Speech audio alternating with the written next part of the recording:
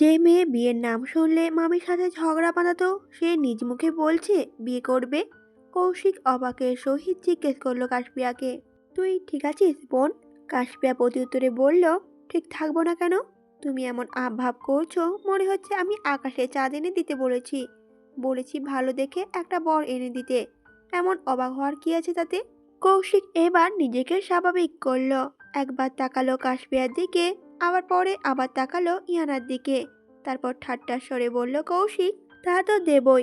চলো ইয়ানা, আমাদেরকে কাশপিয়ার জন্য পেট মোটা টাকলা স্বাস্থ্যবান বর খুঁজে বের করতে হবে। ভাইয়ের কথা শুনে কাশপিয়া হয়তো বুঝলো তার ভাই ঠাট্টা করছে ওর সাথে, তাই রাগ দেখিয়ে চলে গেল নিজের রুমে। ইয়াস বসে আছে আগের মতো করেই। কাশপিয়ার যার পানে তাকিয়ে কি যেন ভেবে বাঁকা হাসলো সে। এদিকে গাল ফুলিয়ে বিছানায় বসে আছে কাশপিয়া। কেন যেন রাগ হচ্ছে ইয়াসের উপর। বিয়ে করবে মানে? কাশপিয়া তো এখনো বেঁচে আছে, বউ রেখে আবার বিয়ে করে কেউ? এসব ভাবছে আর রাগে ফুঁসছে কাশপিয়া। হঠাৎ মনে হলো কাশপিয়ার দরজার সামনে কেউ দাঁড়িয়ে আছে। উঠে দেখতে যাবে, ঠিক তখনই কোথা থেকে দৌড়ে আসলো মমি। কাশপিয়া তখন মমিকে বলল, এখানে এসেছিস কেন মমি? তোর মালিকের কাছে যা। কিন্তু কাশপিয়ার কথা শুনলো কিনা কে জানে, অভাবেই বসে রইল মমি। ড্যাব ড্যাব করে তাকালো কাশপিয়ার দিকে।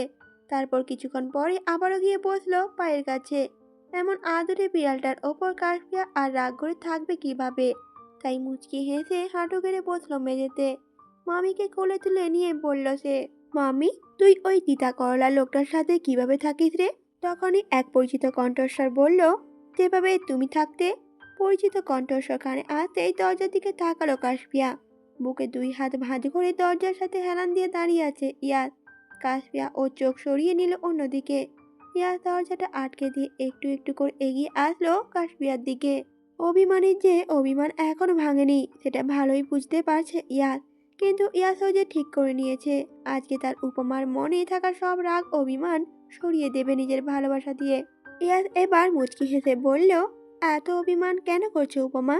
দূরত্ব না বাড়ালে কি ভালোবাসার গুরুত্ব বাড়ে বলো? তারপর আবারও কিছুক্ষণ থেমে বলল ইয়াস, একটা প্রশ্নের উত্তর দেবে তুমি? ইয়াসের কথায় তবুও মন গলেনি কাশপিয়ার। অভিমানী স্বরে বলল অন্যদিকে তাকিয়ে, কি প্রশ্ন? ইয়াস তখন বলল, তুমি কখন বুঝতে পেরেছো যে তুমি আমাকে ভালোবাসো? তখনই ফটাফট উত্তর দিল কাশপিয়া, কে বলল আপনাকে যে আমি আপনাকে ভালোবাসি? আমি তো আপনাকে ভালোবাসি না। সাথে সাথে ইয়াস বলল, ঠিক আছে, তবে বিয়ে করে নেই। তোমাকে ভুলতে আমারও সময় লাগবে না। সাথে সাথে রেগে তাকালো কাশপিয়া। মমিকে কোল থেকে নামিয়ে দিয়ে ইয়াসের কাছে এগিয়ে গেল। ওর বুকের মধ্যে ঘুষি মেরে বলল রাগত স্বরে, জল জানতো আমি দাঁড়িয়ে আছি আপনার সামনে, আর আপনি বারবার বিয়ের কথা বলছেন। লজ্জা লাগে না? কষ্ট হয় না? কাশপিয়ার কথায় হাসলো ইয়াস। কাশপিয়ার হাতটা ধরে ওর বুকের বাম পাশে রেখেই বলল, হুম, উপমা কি আমার জন্য কষ্ট পায়? তাহলে আমি পাবো কেন? এক ঝটকা ইয়াসের থেকে নিজের হাতটা ছাড়িয়ে নিল কাশপিয়া। তারপর গটগট করে হেঁটে বিছানায় গিয়ে বসলো। তারপর আবারও বলল, একদম ঢং করবেন না। আপনার চিন্তা আমি কত রাত ঘুমাইনি জানেন? কিন্তু আপনি তো আমাকে ছেড়ে এসে অনেক ভালোই আছেন। আমি শুধু বোকার মতো ভেবে গেছি আপনার জন্য। কথাগুলো বলেই জিভ কাটল কাশপিয়া। আবেগী হয়ে কি সব বলে দিয়েছে খেয়ালও করেনি এতক্ষণ। ইয়াস হাসছে কাশপিয়ার মুখের ভাবভঙ্গি দেখে। এগিয়ে গেল ওর কাছে। তারপর পাশে বসে কাশপিয়াকে ঘুরিয়ে নিল নিজের দিকে। ওর মাথায় এলোমেলো চুলগুলো সব ঠিক করে দিয়ে চুমু দিল কপালে। তারপর মুচকি হেসে বলল কাশপিয়াকে ইয়াস, তুমি আমাকে ভালোবাসো উপমা? মুখে না বললেও ভালোবাসো আমায়। কাশপিয়া তখন কি যেন হলো। ছড়ো ছড়ো চোখে কিছুক্ষণ তাকিয়ে রইল ইয়াসের মুখ পানে। তারপর হুট করেই চাপড়ে ধরলো ইয়াসকে। ইয়াসের বুকে মাথা রেখে কাশপিয়া বলল, ভালোবাসি তো, আমি আপনাকে ভালোবাসি, পাগলের মতো ভালোবাসি। আমার একদিকে আপনি আর অন্যদিকে পুরো পৃথিবী। আপনাকে ছাড়া যে আমার অন্ধকার লাগে সবকিছু। ইয়াস আর পুরো কথাটা বলতে দিল না কাশপিয়াকে। থুতনিতে হাত রেখে ওকে চাওয়ালো নিজের দিকে। তারপর কাশপিয়ার ঠোঁটে টুপ করে ঠোঁটে একটা চুমু দিয়ে বলল, তুমি কবে আমার জন্য এতটা পাগল হলে উপমা? কবে থেকে বুঝলে আমাকে ভালোবাসো? আমি চলে আসার পরই তো। উপর নিচ মাথা নাড়ালো কাশপিয়া, যার উত্তর হ্যাঁ। ইয়াস ওকে জড়িয়ে ধরলো আবারও। কাশপিয়ার মাথাটা চেপে ধরলো নিজের বুকে। তারপর ইয়াস আবারও বলে ওঠে, দেখলে তো, দূরত্ব বাড়লে ভালোবাসাও বাড়ে।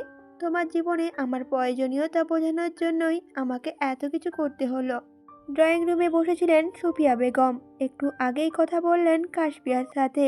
ছেলে বৌমার বনিবনা হয়নি দেখে খারাপ লাগছে ওনার। ঈশানে ঘটনাটাও কানে এসেছে উজ্জ্বলের উসিলায়। প্রথমে বিশ্বাস করতে পারেননি তিনি, তবে দুয়ে দুয়ে চার মেলাতে খুব একটা সময়ও লাগেনি। ঈশান যেমন উচ্ছৃঙ্খল মদ খেয়ে মাতলামো করে, হয়তো করেছিল এমন। পরপর দুইবার একই ঘটনা তো পুরোটা মিথ্যে হতে পারে না। সবটা সুফিয়া বেগম শুনে ঈশানের প্রতি ওনার মায়া লাগছে কম, ঘৃণা হচ্ছে বেশি। এই ছেলেকেই কিনা এতদিন খাইয়ে পড়িয়ে মানুষ করলেন। সবকিছু ভেবে দীর্ঘশ্বাস ছাড়লেন সুফিয়া বেগম। স্বামীর ডাক পেয়ে চলে যাচ্ছিলেন সিঁড়ি বেয়ে নিজের রুমে। তখনই দরজায় খটখট আওয়াজ কানে আসতেই ফিরে তাকালেন সুফিয়া বেগম। আফিয়া, উজ্জ্বল, সিমি সবাই এই মাত্র আসলো। রুহি নিজের রুমেই আছে ইদানিং, রুম থেকে বের হয় না সে। সুফিয়া বেগম আস্তে আস্তে এগিয়ে গিয়ে খুলে দিলেন দরজাটা। তখনই দরজার সামনে দাঁড়িয়ে থাকা ঈশানকে দেখে ভ্রু কুঁচকালেন তিনি। ঈশানে একটা হাতে পুরোপুরি ব্যান্ডেজ করা, আর অন্য হাতটাও ঠিকঠাক নাড়াতে পারছে না। ঈশান এতদিন ছিল হসপিটালেই। সুফিয়া বেগম মাঝে মধ্যে গিয়ে দেখা করতেন ওর সাথে, তাও বাড়ির সবাইকে লুকিয়ে। ঈশানও বুঝতো না উনি লুকিয়ে লুকিয়ে দেখতে আসতেন ওকে। মায়ের মন তো, তাই ছেলে এত ভুল করেছে জেনেও অসুস্থতার খবর পেয়ে দেখতে গিয়েছিলেন ওকে। তবে এই প্রথমবার ঈশানের এমন অবস্থা দেখে মায়া হচ্ছিল না ওনার। এত বড় ভুল করেছে জানার পর মায়া হবেই বা কি করে। কর্মঠ কণ্ঠে সুফিয়া বেগম বললেন, কি চাই, এখানে কেন এসেছ? অসহায় ভঙ্গিতে মায়ের মুখ পানে তাকালো ঈশান। বলল ওনাকে, আমি আর কোথায় যাব আম্মু? সুফিয়া বেগম তখন বলে উঠলেন, চোখ মুখ কঠিন করে, তোমার ওই মুখে আমাকে আম্মু ডাকবে না ঈশান। তোমার নামটা নিজের মুখে উচ্চারণ করতেও লজ্জা লাগে আমার। ঈশানে প্রচণ্ড রাগ হচ্ছে মনে মনে, কিন্তু ওকে তো আপাতত থাকতে হবে এখানে। ইয়াস আর ওই উপমাকে শাস্তি না দিলে শান্তি পাবে না সে। ঈশান কি যেন ভেবে হুট করেই বসে বলল মেঝেতে। সুফিয়া বেগমের পায়ের কাছে পড়ে বলল বারবার, আমার ভুল হয়েছে আম্মু। ড্রিঙ্ক করে আমার মাথাটা ঠিক ছিল না। কি করতে কি করেছি আমি নিজেও জানি না। তুমি আমাকে ক্ষমা করে দাও আম্মু। আমি কথা দিচ্ছি আর এমন করব না। আমার দ্বারা আর কখনোই কোনো ভুলই হবে না। ঈশানের কথায় উজ্জ্বলের রাগ ক্রমশ বাড়তে লাগলো। তবুও কিছু বলল না সে। ভালোই করেই জানে ওর শাশুড়ি এখন নিশ্চয়ই গলে যাবেন ছেলের মন ভোলানো কথায়। সত্যি হলো উজ্জ্বলের ভাবনা। ঈশানের আকুতি মিনতি আর বারবার ক্ষমা চাওয়ার মন গড়ল সুফিয়া বেগমের। যতই হোক কোলে পিঠে বড় করেছেন ওকে। আপিয়া আর ইয়াস যখন ছিল না তখন তো এই ঈশানকে আঁকড়ে ধরে বেঁচেছিলেন তিনি। তাই ঈশানের প্রতি মায়া ওনার একটু বেশি। উজ্জ্বল বাঁকা হাসল, বলল সুফিয়া বেগমের উদ্দেশ্যে, দুধ গলা দিয়ে কাল সাপ পালার স্বভাবটা আপনার কখনোই যাবে না চাচি। পরের বার যখন মস্ত বড় কোনো বিপদ ঘটবে এই ছেলের জন্য, তখন আপনার আর এই বাড়ির সবার শিক্ষা হবে। প্রতিউত্তর করলেন না সুফিয়া বেগম। বাকিরাও চুপ করে রইল। ঈশানকে নিজের রুমে যেতে বলে চলে গেল সুফিয়া বেগমও। উজ্জ্বল রেগে বেরিয়ে গেল বাড়ি থেকে। অন্ধকার রুমে বসে আছে রুহি। গান বাজছে বিছানায় ফেলে রাখা ওর ফোনটাতে। হঠাৎ ফোনের গানটা বন্ধ হয়ে গেল। রিংটন বেজে ওঠার শব্দ আসলো রুহির কানে, কিন্তু কে কল দিয়েছে ফোনটা হাতে নিয়েও দেখলো না সে।